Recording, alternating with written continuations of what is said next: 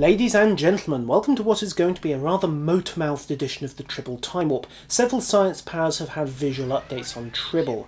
That was the old charged particle burst, the first power to get an update, and if we jump over onto Tribble footage, here is the new version. If anybody can see a difference besides the radius of the effect, please let me know what it is, because I've looked at that footage several times and can't see it. Moving on, the next power to get an update was the Captain power, the scattering field, and you can see here that we've got three distinct elements to the old style effect. The halo surrounding an affected ship, the radius marker on the XY plane, and the spheres denoting the volume of space being affected by the power. I'll admit now, this is a change I am not wildly fond of, because on Tribble, if we bring this galaxy into line and then trigger the effect, you can see that the spheres that were marking out the Z-axis effect have now gone. So if you're above or below a ship that is deploying this power, you now have relatively little clue as to whether or not you're going to get hit, except when you blunder into range. That's the old jammed sensors, not a lot to see. And here's the new version, which to my eyes is distinctly prettier and a change to be welcomed. Many thumbs up for that. Hazard emitters, old version, the turquoise beam of life that we all came to know and love, particularly if we had plasma fires eating away at our hulls. For me, that's a mainstay power, and I'm quite glad that Cryptic haven't made too many changes to it. The beam effect has stayed more or less the same, as you can see, but there is now a green glow on the happy recipient of the power. That will stay as long as they are being protected from things like plasma fires and such like, and it's very nice to have the additional visual cue, particularly if you're rolling the effects across several ships. Polarized hull has also had a change. This, I have to ask why it was changed.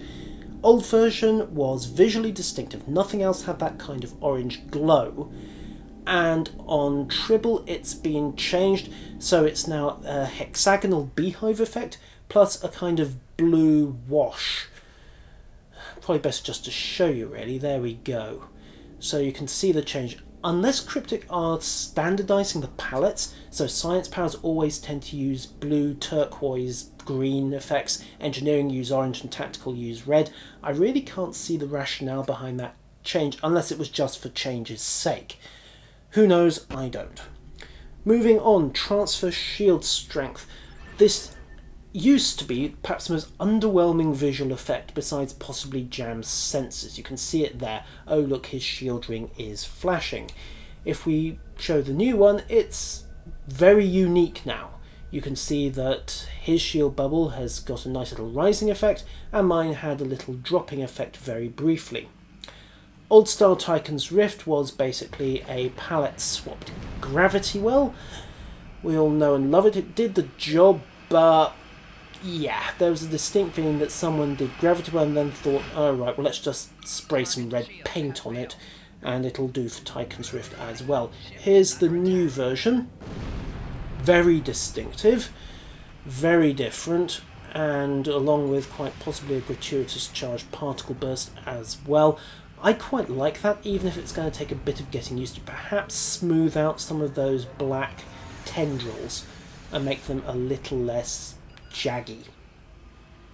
Jumping forwards again, we have the old energy siphon effect. Initial targeting beam to signal who you've hit, and then the S-shaped tendrils that basically signify I'm in your reactor stealing your gigawatts. Yes, that was always a good way to make sure you got very unpopular with whoever you were nicking the electricity from, but hey, it wasn't like they could do much about it until the power were off, at which point things then got very nasty. Kick forward again. New version on Tribble is well, it's a little less curvy, and there's no initial targeting beams, so part of me thinks yay for less complicated visual effects. Part of me is thinking, well, was it really broken and did it need fixing? Which is a recurring theme for quite a few of these changes, it has to be said. Right, on to a classic viral matrix. Purple probe and purple fuzz in the old version, which you can see there. Pop, and no weapons for you. very, very gratifying when that power actually worked. And then we go into the new version. This is a real redo because there's no probe anymore. It is simply a beam. So it is an instant hit and instant effect now. And it's less of a purple fog around the target than it is a purple hull glow effect. I quite like that, not least because there's no delay anymore.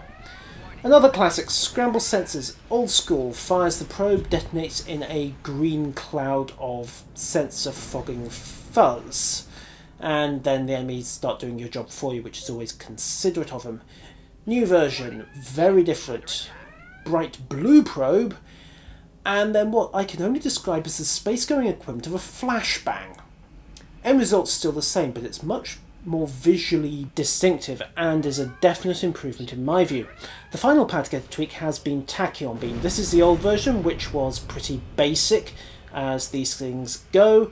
The new version is frankly also pretty basic, but then it's a fairly basic and no-nonsense power. You can see that the hit sprite has been slightly enlarged. Ladies and gentlemen, that was the Tribble Timewarp covering the updated science power visuals, and I'll see you next time.